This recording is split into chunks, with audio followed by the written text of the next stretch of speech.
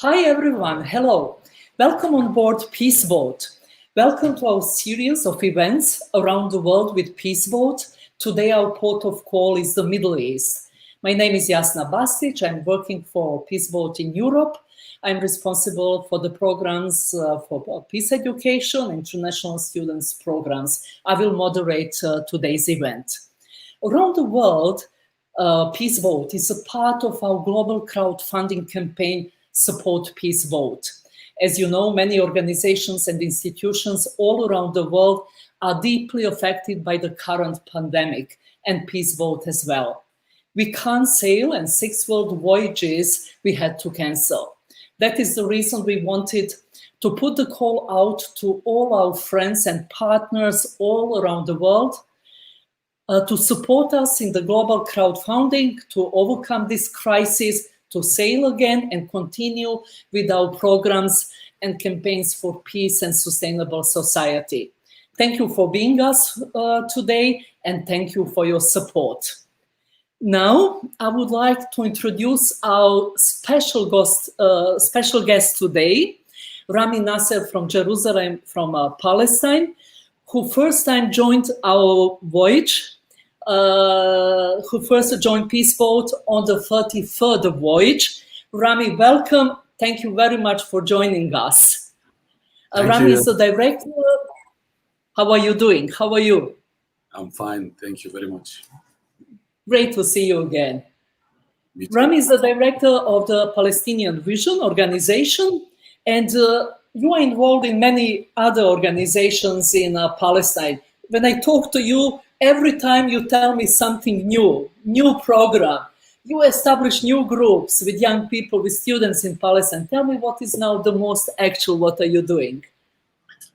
First of all, I'm very excited to be involving in this campaign with Peace Boat, and this is for me very excited, and also it's like my responsibility to be also with Peace Boat. For me, I am working as a founder and I am the director of Palestinian Vision organization. Recently, we are establishing 2 to 3 organizations who are much more involving about entrepreneurs and about unemployment issues, because recently in Palestine, we have this issue, which is a global problem, which is about unemployment in Palestine, especially we are living under occupation. So now we are focusing as a Palestinian youth much more about work, about unemployment, about digital marketing, and all of these kind of things. And most important thing is to let you know that we're still under occupation in Palestine, and this is something you need all to know about. And recently, after the Trump administration came to, to become the president of the United States, this made Jerusalem, especially in Palestine, in a different aspect, especially after they're moving the embassy of the United States to Jerusalem, and after the declaration of Trump of that the settlements in Palestine are legally, although it's by the United Nations resolutions illegally.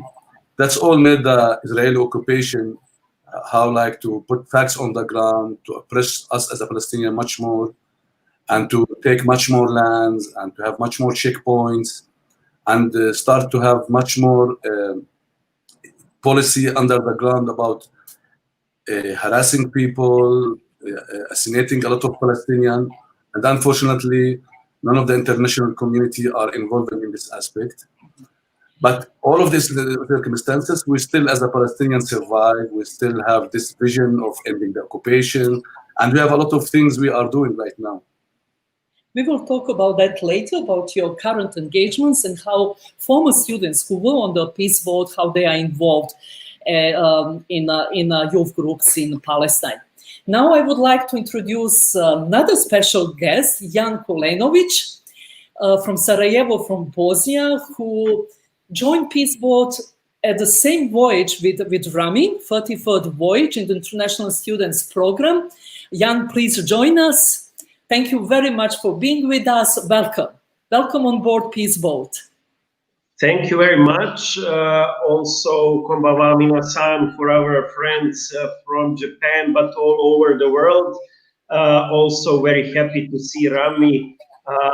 We joined this first cruise with international students in this format a long time ago. It sounds now 2001, so far away, even without Facebook, without YouTube, without Google. It's really different world. But what is good about it is that still those not only memories, but also connections established that time ago are still here. And I would say also these values that we worked together in 2001, the values about global, let's say, connection and network for some concrete objectives that we are dealing when it is about peace building. But then I also moved during these years in the movement of helping young people in Bosnia and the Balkans, especially, as Rami mentioned, in the field of youth employment, employability, in being more active in society, is something that was in a large scale inspired and let's say additionally motivated and empowered us in age of 20 to do that later on and even today. Proactive, that's the key word. That's something I would like really to know more, how young people, how they engage today in conflict or the post-conflict area in Bosnia and Palestine. But let's go a little bit back now to 33rd Voyage, where you two met in a very special, our first experimental program with international students from conflict areas. But before that, when did you see each other last time? It's a difficult question, but it was, I think, double digits anyway. I think it was few occasions afterwards. It was 6 students at that time. I mean, as a pilot group, and it's interesting also to see. I think, yeah, these 6 young crazy people were there, and between Rami and me, for example, is Alexander. I talked to him this morning. I sent him also the link, and today he is ambassador of Serbia in Ethiopia, for example. And I met him in Ethiopia like 10 years ago. So with some of those 6 crazy people, I am more or less in connection, but in the same time, yeah, we see also Karen and some other people. I think it's interesting that not always the physical connection is there, but with some of the people, even the years doesn't mean a lot. I remember when I was in Shanghai a few years ago, I met Maho, for example, from Japan. She was the interpreter in that peace boat. So with peace boat, you feel the world really as a global village, and it doesn't matter the years, it doesn't matter the location, but that spirit is I would say, internal. That's really nicely expressed. I also feel in that way to this day. It's happening something new, something so constructive. It's a driving force which keeps us all always so vital and so young. Just let me to tell a couple of information about the 33rd Voyage and this program. That was first time when we decided to bring together young people from conflict areas. We were aware, for them it was difficult to travel. Nightmare is always to organize all necessary visas. So we decided to invite people from so-called opposite sides, from the so-called enemy side, to come on board, to discuss the issues, to discuss the perspectives for the reconciliation, for peace.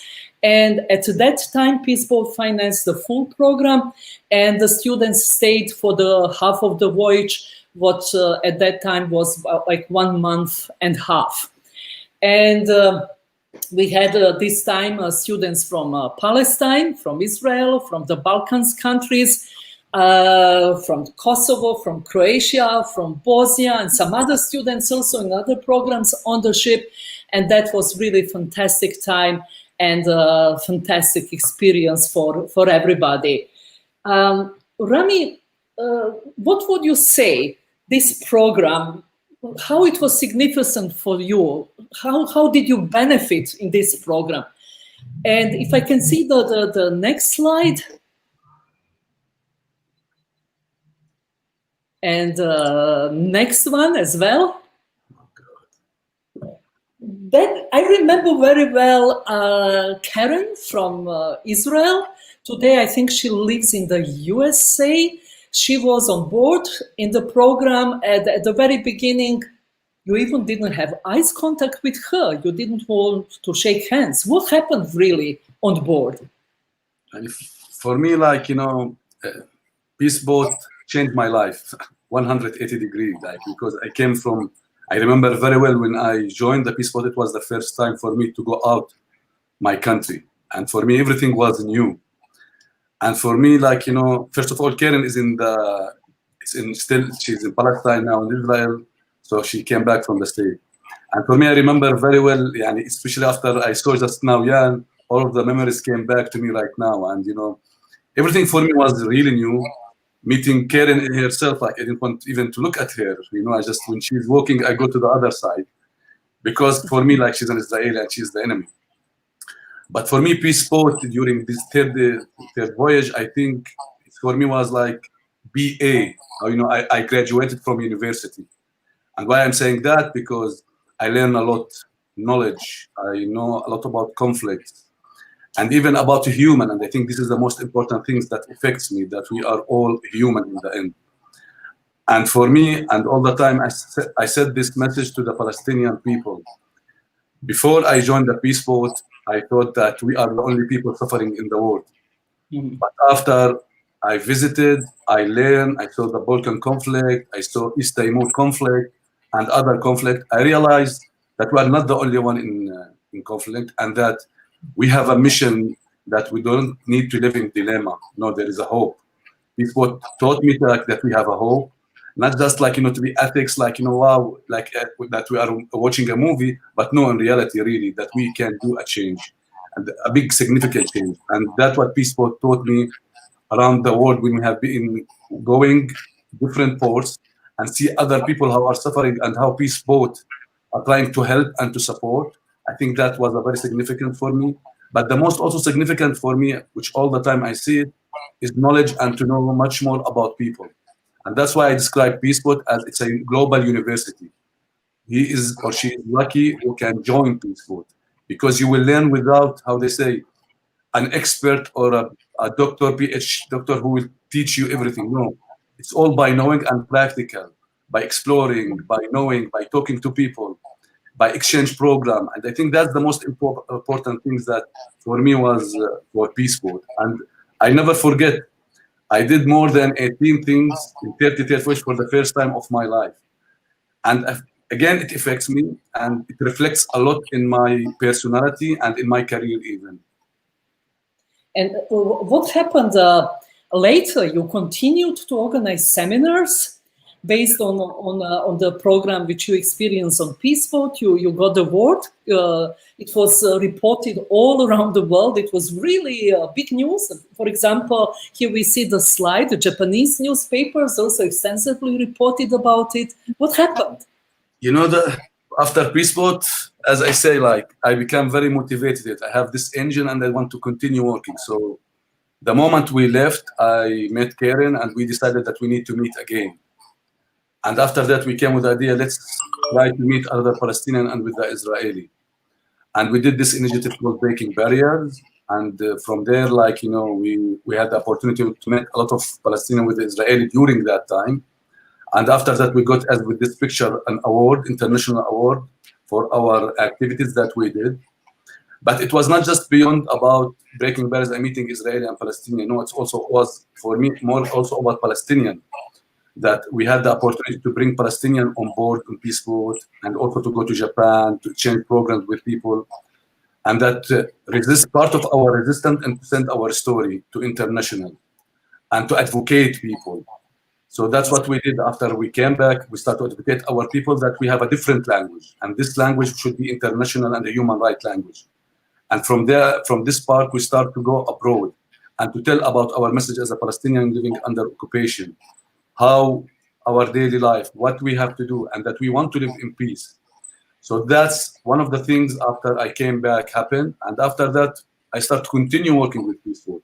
And I start to be much more responsible about the ports going around the Arab regions, especially that Peace Boat after they stopped going to Palestine because of the Israeli occupation. They stopped them because they were supporting Palestinian.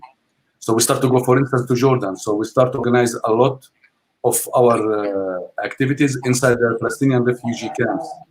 And in these Palestinian refugee camps, a lot of things happen by the Japanese passengers, like food package, staying home, and to know much more about our Nakba as a Palestinian, and to know that what is Palestinian mean. And I remember something significant, and I'm lucky that I joined it during that time, when we brought Palestinians who survived from Nakba, who are old people, and some Japanese who are survived from Nagasaki and Hiroshima. And I remember very well, they met together, and it was a very important dialogue for us, talking about their stories. And for me, that was very significant to talk much more about it.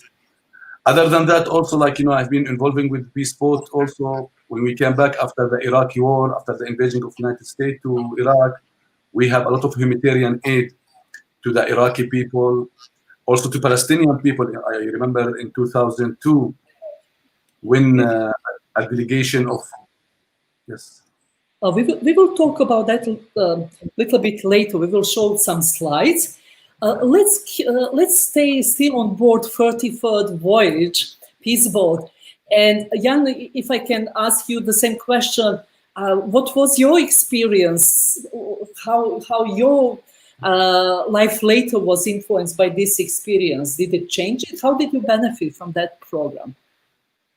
Yeah, listening Rami's words, it is very similar. I can say 3 words about it. For me, it was inspiration, knowledge, and networking. And when you say inspiration, for me, I mean, at that time when I was coming there, I felt, I came as a refugee after 5 years of war in Bosnia back to Sarajevo. I started already some peace movement for youth in the region, but you felt usually as a alone and crazy person. Why you are not drinking coffee, but you are doing some activistic work, workshop, going to the aggressor's country, for example, that my teachers told me almost a year before joining the Peace Boat, and you feel a little bit, let's say, closed.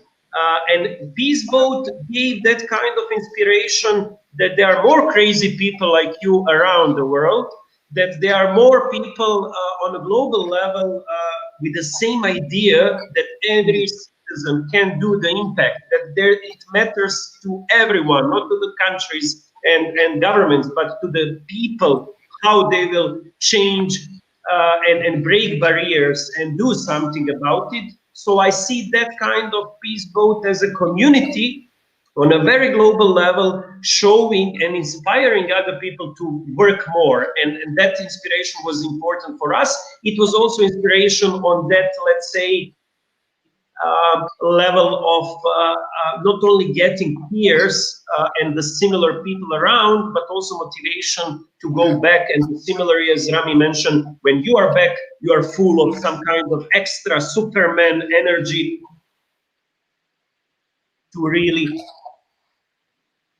further. And also it was additional, let's say, motivation to keep next 20 years also in the same field and work much more. Knowledge level was very important, because I think the structure of the program showed multi-dimension of the conflicts.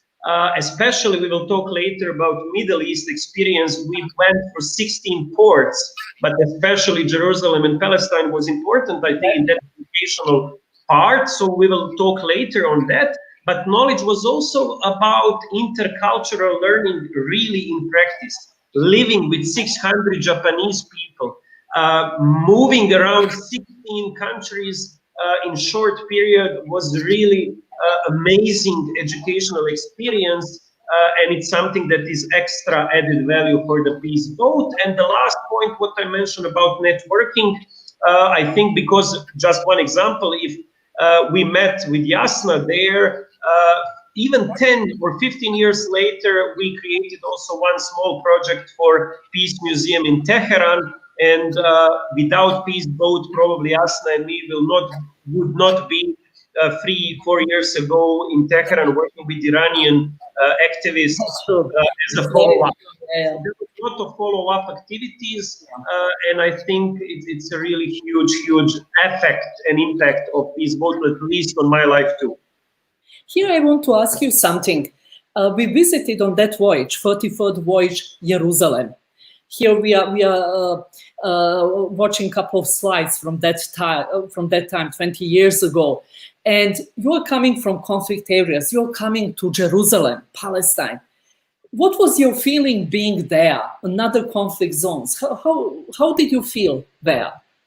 It was probably the most emotional, let's say, visit. First of all, usually for my city, Sarajevo, we are somehow calling it European Jerusalem because of this mixture of cultures and religious communities. So it was already, let's say, before coming, high expectation.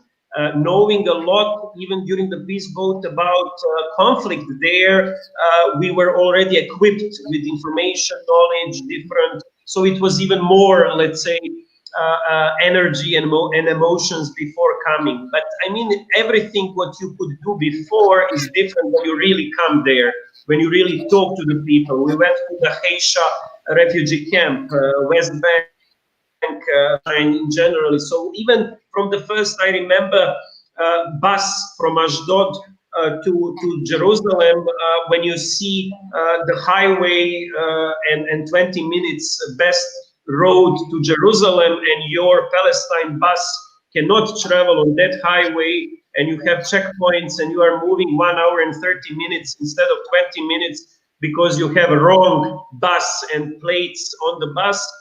All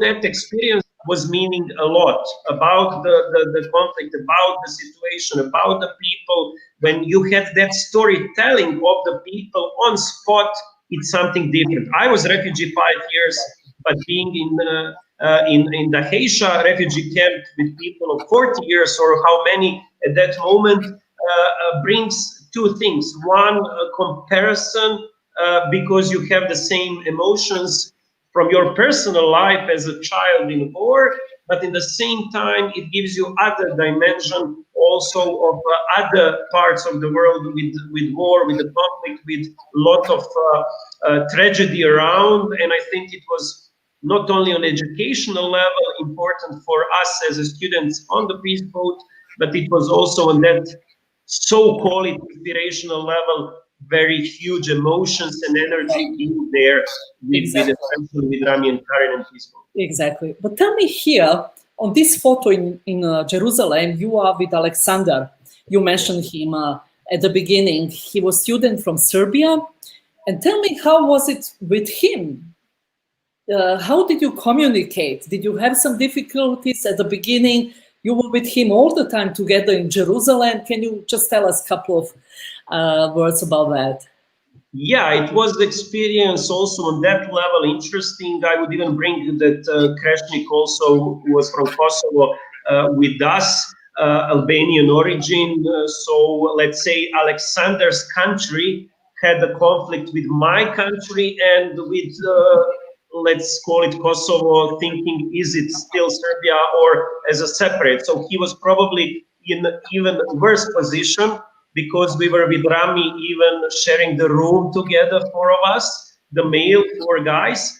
And I remember also that we had the issue from the first day, because Alexander and me, we speak more or less the same language, but Kreshnik is speaking Albanian, and then Alexander was confused. Should I speak with him also Serbian, because I think he understands, or I should, is it polite or is it not? So even that small community of Balkan people was interesting dynamics. Especially, I think the most emotional part was one event in Music Salon when we talked about personal war stories.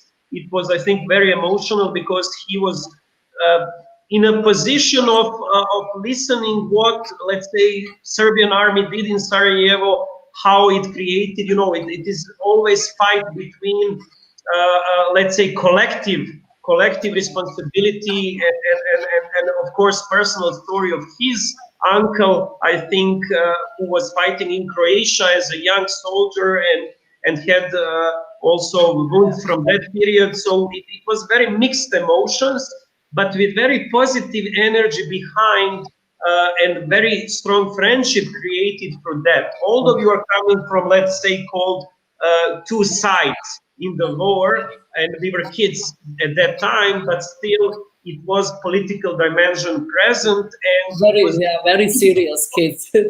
I think last sentence, I think the peace boat showed that human is something that is more powerful than political division or ethnicity, which we are coming from. Thank you. That's exactly what I felt at that time. That was so important, you know, to experience and come to that point. Let's go back to slides of Jerusalem. I would like to ask Rami to comment a couple of slides. Can we see the next one with the graffiti? At that time, you know, this was in Bethlehem, but also in Jerusalem, it was possible to see the destroyed houses and then very strong symbols of the key and the UN refugee tent. We can see it on next two slides.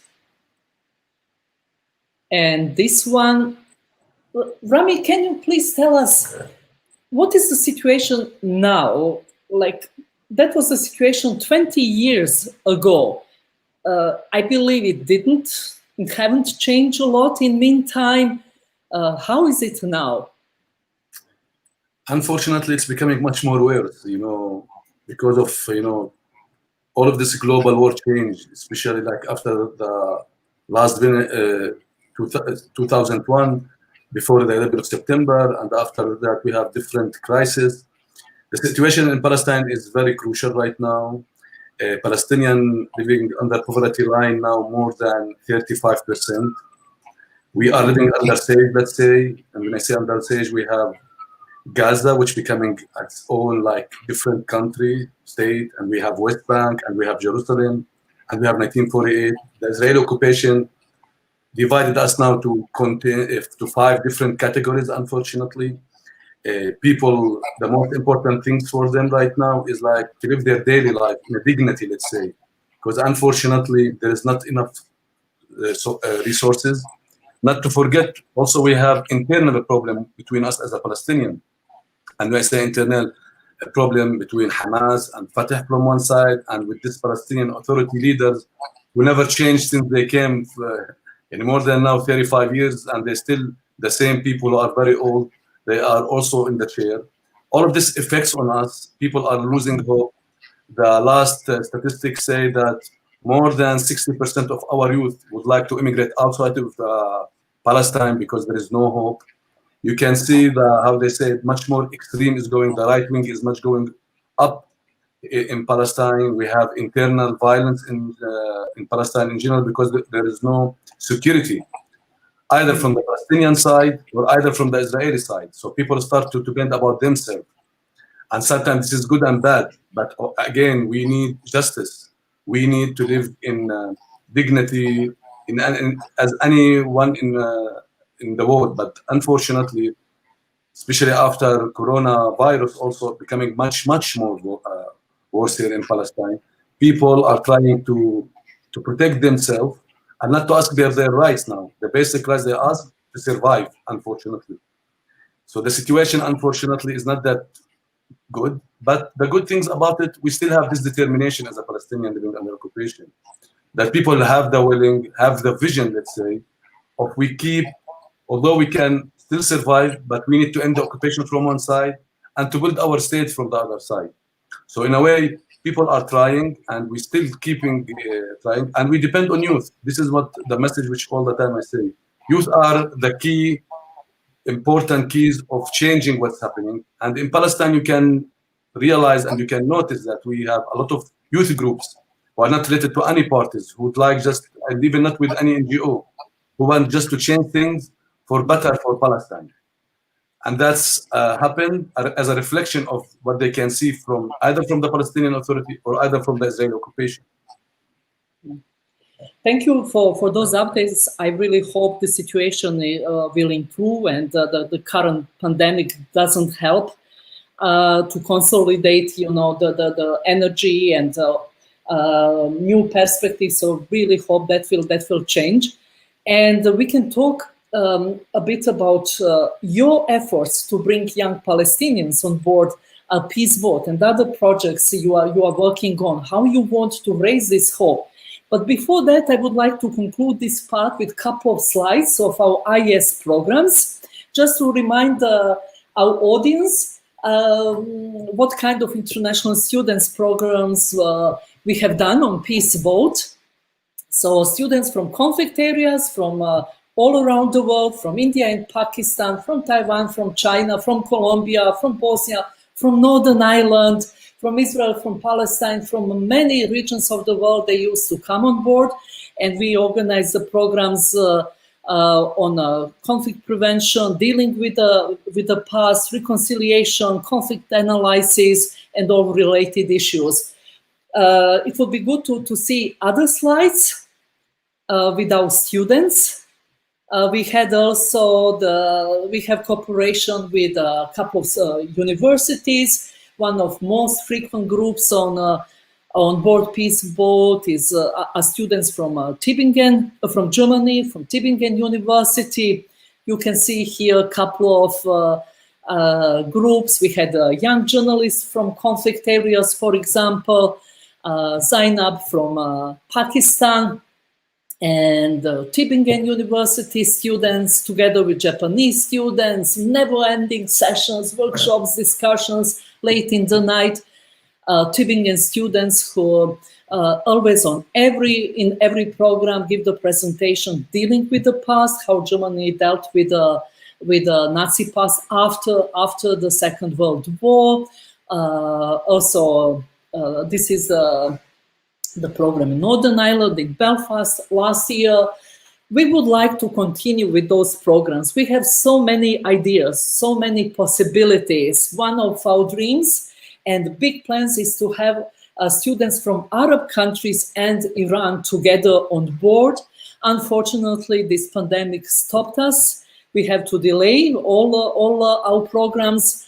And I would like to remind you that this series of events traveling with Peace Boat around the world is part of our global crowdfunding campaign, Support Peace Boat. Please be with us, attend our events, check our website, donate, support us, spread the word. We will be very, very thankful for that. Thank you very much in advance. And let's continue now talking about other programs on Peace Boat organized by Rami and Jan. Rami, in a couple of occasions, you came on board with Palestinian groups.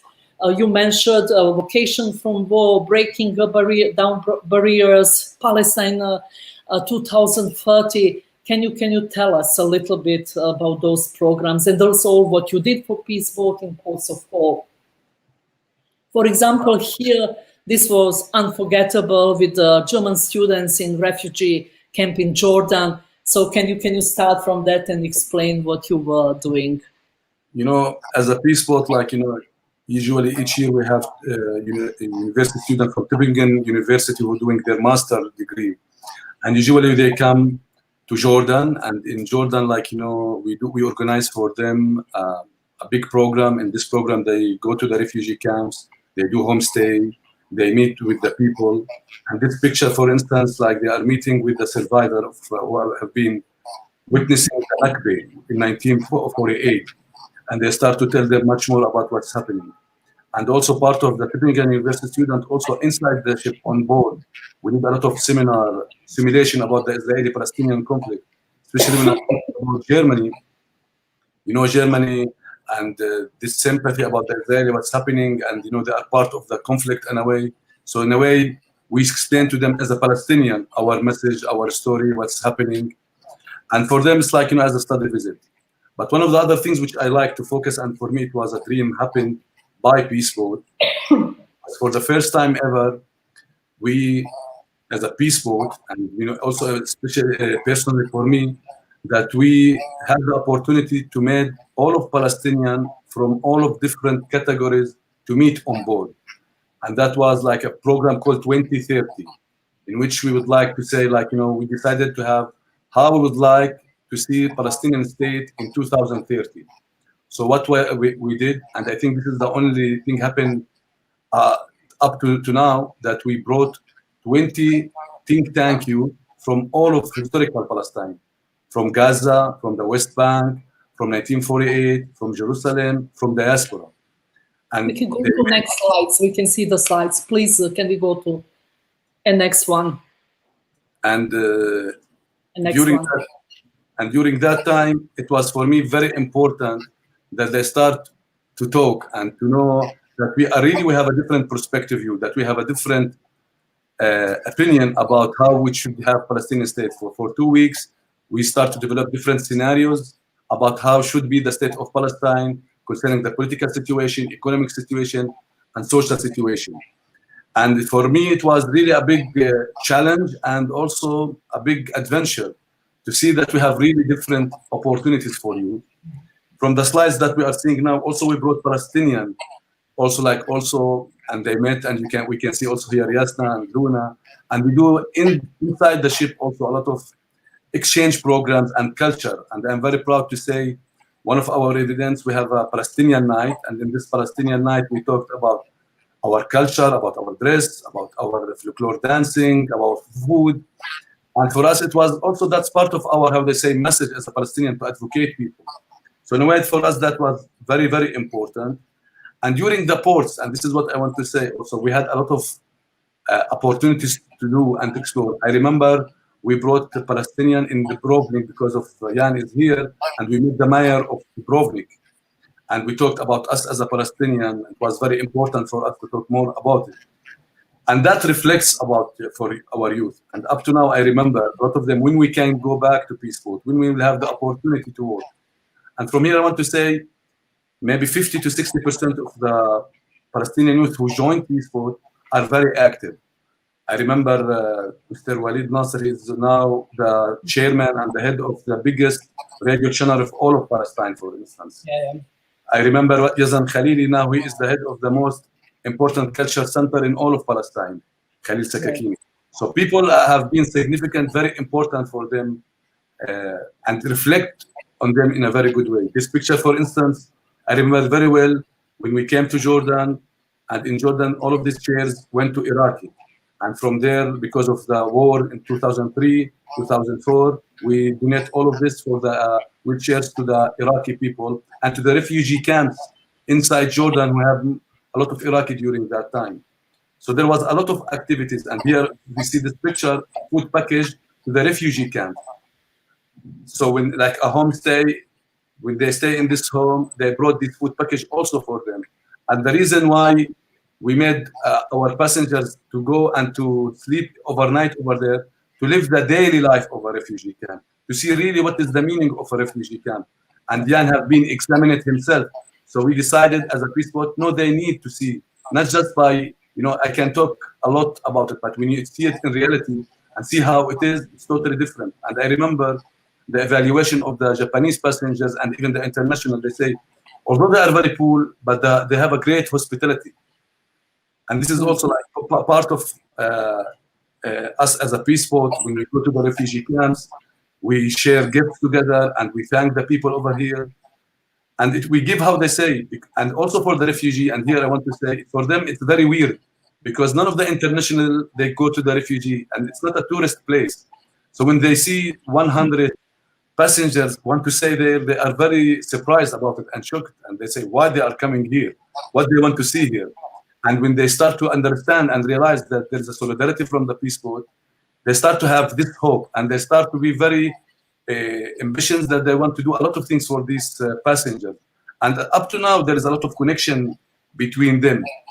So this is also part of what we did with Peace Boat in Jordan, and not just in Jordan. Also, we try as much as we can to connect people. I remember very well in 2006. Also, we brought a Lebanese girl after the Israeli broke out from Lebanon. We brought a Lebanese girl to Japan, for instance, and she stayed 2 weeks there, and she started to talk about the story of Lebanese girls, how their daily life under the occupation of the Israeli.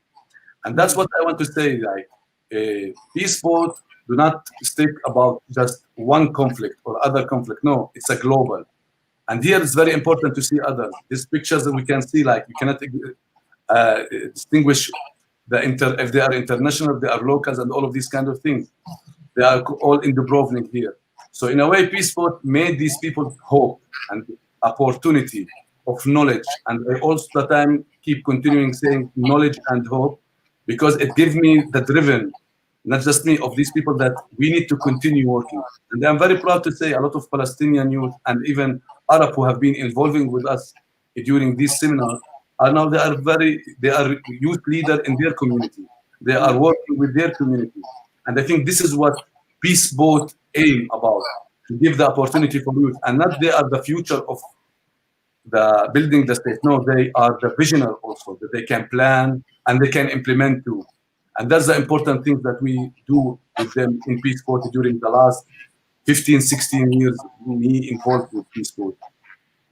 This is very nice photo which illustrates that this friendship and, you know, overview and broader perspective. And this was made in Dubrovnik. I remember very well that that voyage. It were incredible discussions, incredible, you know, visions we all share. So thank you very much, really, Rami, for all your contributions. We learned so much from you. Without you, it was impossible to meet all these people, to understand really the situation in Palestine and reality of refugee camps. So really, thank you so much for that. And this situation, this photo in Dubrovnik will bring us back to Jan. And I have to say that Dubrovnik is one of the most favorite ports we visit on our voyages. And I'm proud to say that after the war, Dubrovnik was also under the siege. Peace Boat was first passenger ship visiting Dubrovnik, who was at that time in ruins. Restaurants, bars were closed. And we brought with the ship and our guests kind of hope that normal life is back to Dubrovnik. We were very well received by the municipality of Dubrovnik. National TV was reporting of that. We had great exchange programs, and Jan used to help us every time with programs in Dubrovnik, but also overland programs to Mostar, to Sarajevo, in Bosnia. So Jan, can you tell us a little bit more about the programs you organized for Peace Boat in Dubrovnik? Next slide, for example, Desha Women Organization. This was the dance, Način Soran. Everybody, all students love this dance at the main square in Dubrovnik. And next slide, this is in Desha with Rami and Palestinian group. And also next one is with Iranian students in Desha Women Group. Can you tell us more about that? Yes, I mean, Dubrovnik is also special for me. My grandfather was born in Dubrovnik, although it's now Croatia as another country. But I think not only because of the culture, but also as a symbol how war is also destructive and without any let's say any reasonable target you have in such kind of atmosphere that you can even destroy one of the really best locations in the coast in Europe with all kind of culture and heritage. So it was interesting, I mean, to put that context with Japanese people and Peace Boat travelers, but also we had once Iranian and German group of students. So all three of them, with little support of me, visited the War Museum, but also different civil society and community groups, and had chance to connect that perspective of, let's call it, Balkan wars and something after what can be done and with women, with youth and different groups. So I think that experience of visiting the city and visiting and looking back to that unfortunate war history, but also dealing with the new community groups in Dubrovnik that are after the war also trying to empower youth, women, etc.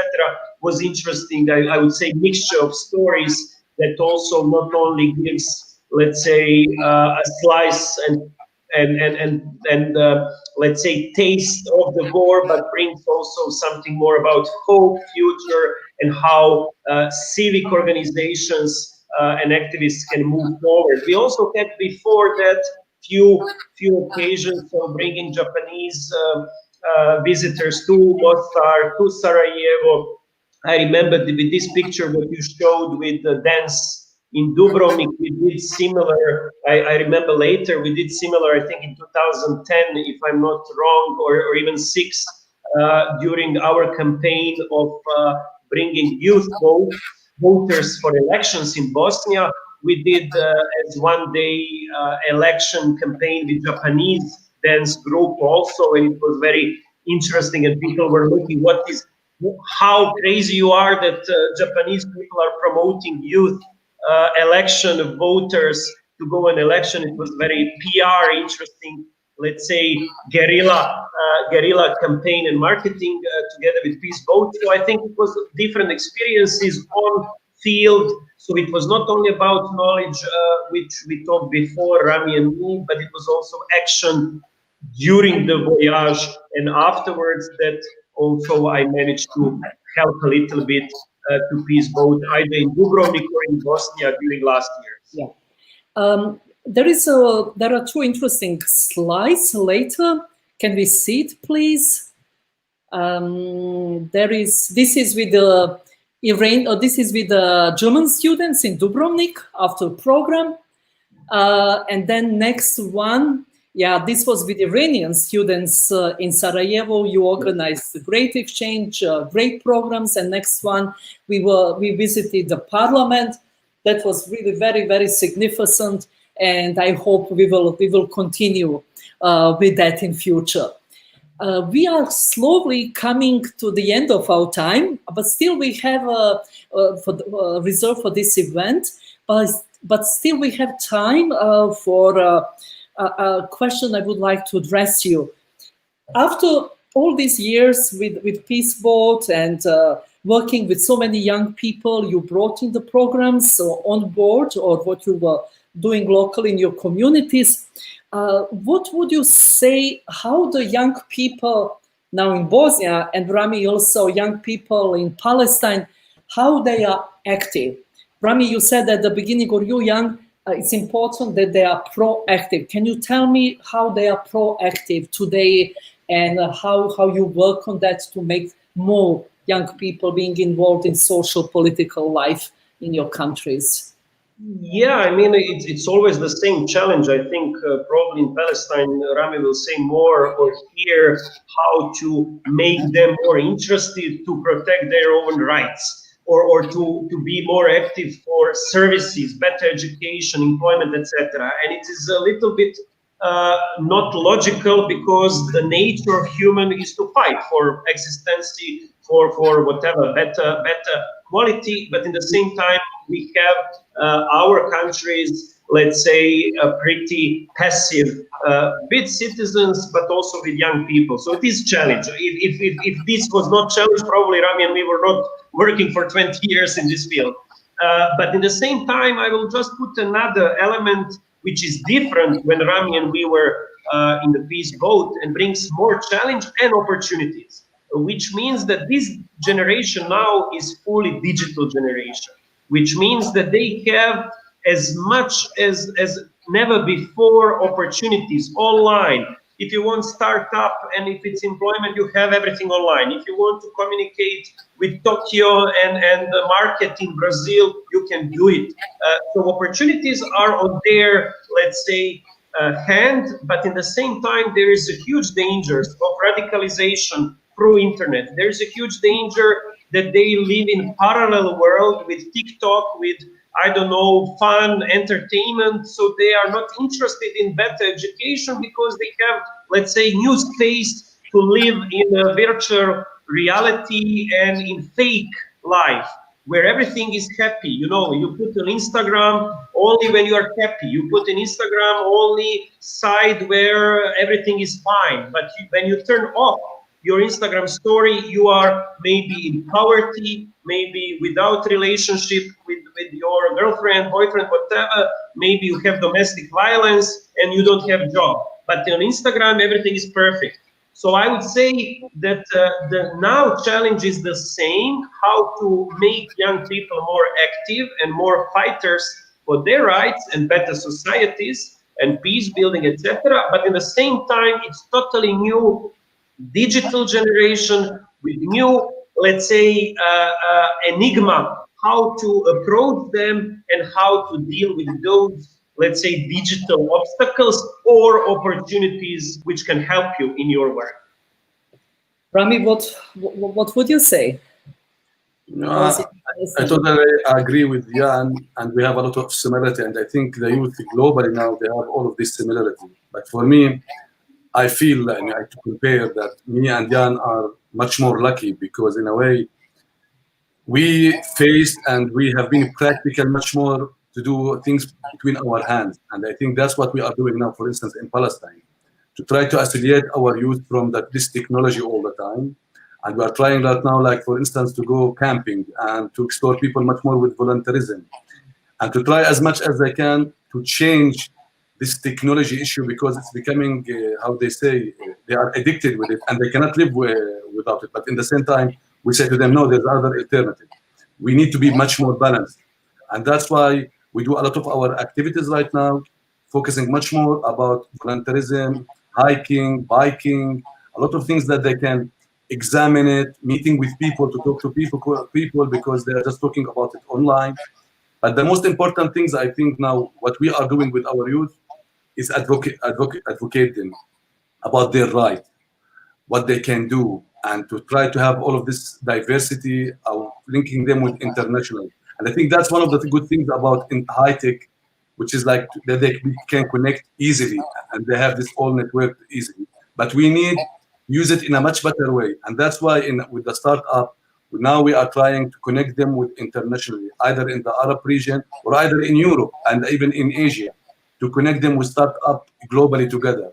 That's what we are now doing. But I'm afraid, frankly speaking with you, that we are depending on technology a lot and we need to stop it. That's how I see it. Although it's very important and we cannot, people say we cannot live without it, although I see it from a different angle. No, but we need to measure it in a much better way, especially with our children, with our youth. And that's now what we are doing, for instance, that we as parents, I think, we need as people to focus on how they say, to observe our children, how to use technology. Because I think this is very important right now, because even this technology, I look at it from political point of view as a Palestinian, made us living in a very, how they say, contradiction. We start to not know what is right and what is wrong. And this platform make anyone want to say whatever he or she want to say. And maybe this is not true. But, you know, they spread all of these rumors and it affects our youth. And if I want to attack Jan, I can easily attack him. And I say, I have evidence about X, Y, Z. And it happened to me even with Peace Boat. So in a way, we have to be very careful about it. And we need to advocate and educate and do all of this awareness for our youth so they can become much more aware about their rights and about their current situation itself. But for me, again, I believe the most important things, we should not just think about each country alone, or like Sarajevo, Bosnia, they have a different needs. No. I believe we have similar needs and different and similar challenges. The most important thing is how we can make people aware, understand that it's a global issue, not just a local issue. And from them, they can start change their mind, change that, no, we are not alone. There's other people, there are other solutions that we can depend about. And just a last question about this, and the NGOs which exist there, which are active in reality, concretely, they have campaigns, they have activities. How those NGOs are respected by the community, by society, and also political parties, Rami?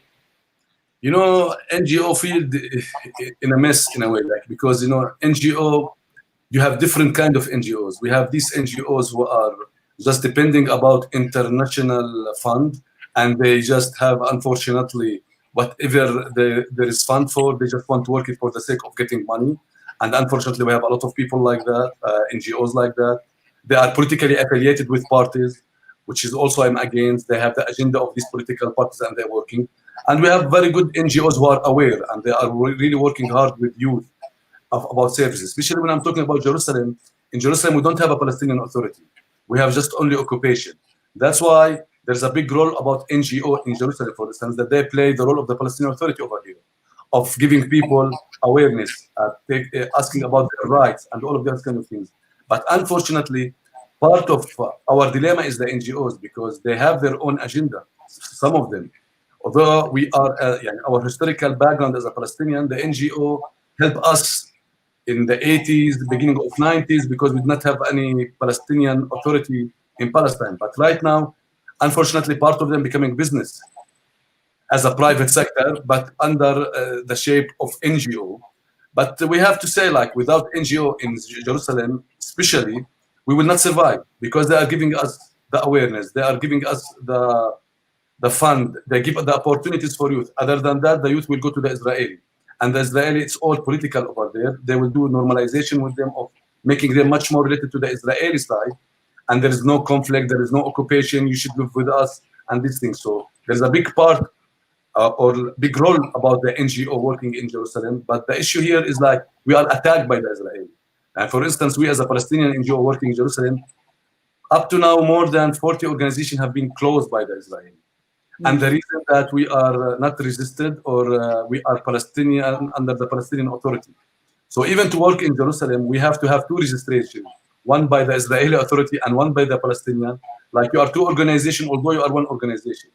So working in Jerusalem by all of this political issue is very hard, very, very hard. That's why you will find that we have becoming less organization in Jerusalem.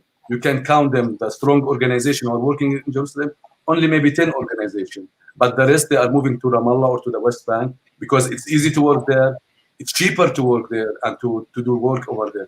In Jerusalem, it's a different issue, especially now after moving the embassy of United States. Some of countries do the same. The Israeli now are pushing, you don't need to fund Jerusalem organization, because this is part of our capital, we are funding them. So we have also a lack of fund even in Jerusalem, because of this issue. That's why NGO need to play a big role in the Palestinian shape, and they have to be involved much more.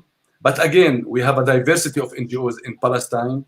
As part of them are affiliated to parties, part of them are just want the sake of fund, and some of them are really unique and doing a great job. I really, the situation how you describe now, I really respect that you both, the situation is not so much better in Bosnia as well. I really admire, I really respect your work, that through all these years, that's now like 20 years, you remained dedicated to your values, you know, to your visions, and you continue to work with young people, to empower them, to inspire them, to give them hope, to work, to be active, and to make the change in the community. That's really something extraordinary, and thank you very much for that. You are inspiration for me and then my colleagues, my friends in Peaceful, definitely. And in that context, what would be, and that we are coming now to the end of our session, what would be your advice to young people? What would be your message? You know, you have so much experience, you pass through so different phases in your lives, in your careers. What would be your advice to young people in conflict areas? What to do? Okay, let me try to summarize lessons learned from the past and our experience. I think the key thing is don't expect that countries will do anything for you. And I think without that babysitting put in the way, it's much more opportunities for you. And now what we mentioned about digitalization, it's more chances, more opportunities. Travel, that was, for example, one of the additional values I learned with Facebook, that traveling gives you also opportunities for traveling in not only physical way, but also being richer of new ideas when you see it globally. And I think in the end of the day, I think what Rami and me have is that we have also passion what we are doing. And I think even if you like to bake cakes, go with that passion. Maybe parents will tell you don't do that because it's not, I don't know, economically wise, but passion and job is important. And I think Peace Boat with Yoshioka and with you and with all other people will not exist after 20, 30 years without that passion that brings you further. And I think this is also one message to youth, whatever they are ambitious. And even if it is more for social impact oriented, then it's even plus. But it should be with that personal energy and vision further. Thank you, Rami. Thank you, Jan. Sorry, and Rami, your concluding message. Just to the youth, that not everything is related to university. It's all about knowledge and knowing people. And I believe that after my voyage with the Peace Boat, that by meeting people, by, as my colleagues say, going abroad and talking to people, it will be much better for them. But for me, I look at it, and this is my slogan all the time after I've been in Peace Boat, that by going abroad and studying different conflict, you will understand that you are lucky because you're still alive, that you can talk, you can express yourself, and all of that kind of things. But the most important thing I say to everybody is to have a belonging to your issue. You have faith about all what's happening, that you have hope about it. And the last thing I want to say, don't listen to people. Just try, examine, and see things, and then you can conclude whatever you want. And in the beginning, it will be very hard. You will not like it, X, Y, Z, but it will happen. And that's what Peace Boat taught me, I frankly speaking with you, that there is a hope, and there's good people, and there's a lot of good things in life. Although now, especially now, again, I say it and I repeated it, I feel very sorry for the youth about their circumstances different than our circumstances. But still there is a hope, still there is ambition, but they need to believe in it. If you believe in what you are doing, I think you will succeed, any one of them. And that's why I keep saying, especially to the Palestinians, that you are not the only people suffering in the war, there is other people suffering.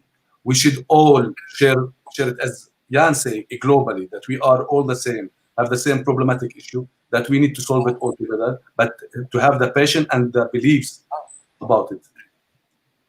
Rami, Jan, thank you so much for being with us today, for sharing your stories, your memories of 34th voyage, giving us actuality, what is happening now, and for your incredible energy and dedication to peace work. Thank you very much and all the best. I want to thank to the audience who were with us today. Thank you for your support. Keep in mind that all our events are part of our global crowdfunding, that we are able to continue with these programs, to be on board face to face the reality, to learn and go on. Thank you very, very much for that. We will continue to travel with Peace Boat. Our next port will be Europe on next Friday, but before that, we have a very, very special and very interesting event next Tuesday. Moderator will be my dear colleague Emily McGlone, and you will travel with Peace Boat through remarkable photographers who were with Peace Boat for a couple of years and made incredibly beautiful photos. So that will be all for today. Thank you again very much. Take care and see you again very soon. Bye-bye.